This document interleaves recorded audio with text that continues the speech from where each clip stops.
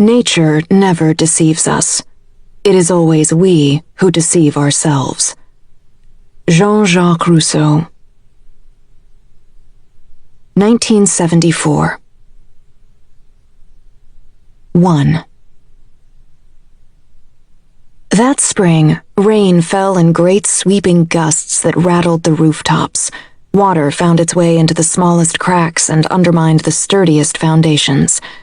Chunks of land that had been steady for generations fell like slag heaps on the roads below, taking houses and cars and swimming pools down with them. Trees fell over, crashed into power lines, electricity was lost. Rivers flooded their banks, washed across yards, ruined homes. People who loved each other snapped, and fights erupted as the water rose and the rain continued. Leni felt edgy too. She was the new girl at school, just a face in the crowd, a girl with long hair, parted in the middle, who had no friends and walked to school alone. Now she sat on her bed, with her skinny legs drawn up to her flat chest, a dog-eared paperback copy of Watership Down open beside her.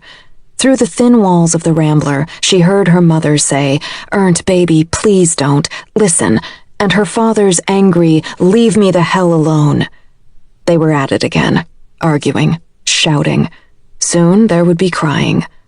Weather like this brought out the darkness in her father. Leni glanced at the clock by her bed. If she didn't leave right now, she was going to be late for school, and the only thing worse than being the new girl in junior high was drawing attention to yourself. She had learned this fact the hard way. In the last 4 years, she'd gone to 5 schools. Not once had she found a way to truly fit in, but she remained stubbornly hopeful. She took a deep breath, unfolded, and slid off the twin bed. Moving cautiously through her bare room, she went down the hall, paused at the kitchen doorway. "Damn it, Cora," Dad said. "You know how hard it is on me." Mama took a step toward him, reached out. "You need help, baby. It's not your fault. The nightmares." Leni cleared her throat to get their attention. "Hey," she said. Dad saw her and took a step back from Mama. Leni saw how tired he looked, how defeated. I have to go to school," Leni said.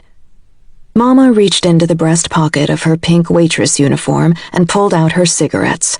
She looked tired. She worked the late shift last night and had the lunch shift today.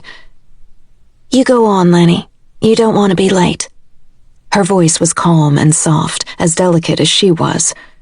Leni was afraid to stay and afraid to leave. It was strange, stupid even, but she often felt like the only adult in her family, as if she were the ballast that kept the creaky Allbright boat on an even keel. Mama was engaged in a continual quest to find herself.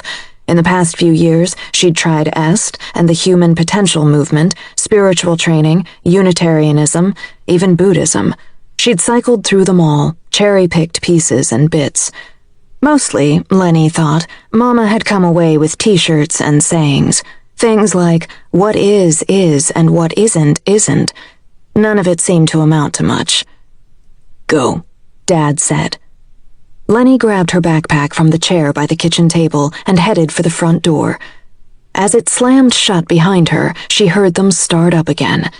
"Damn it, Cora! Please, Ernt, just listen." It hadn't always been this way. At least that's what Mama said.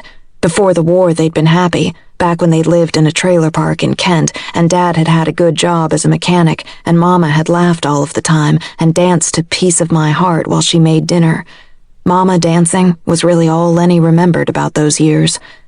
Then Dad got drafted and went off to Vietnam and got shot down and captured. Without him, Mama fell apart. That was when Leni first understood her mother's fragility. They drifted for a while. She and Mama moved from job to job and town to town until they finally found a home in a commune in Oregon. There, they tended beehives and made lavender sachets to sell at the farmer's market and protested the war. Mama changed her personality just enough to fit in. When Dad had finally come home, Leni barely recognized him. The handsome, laughing man of her memory had become moody, quick to anger, and distant. He hated everything about the commune, it seemed, and so they moved.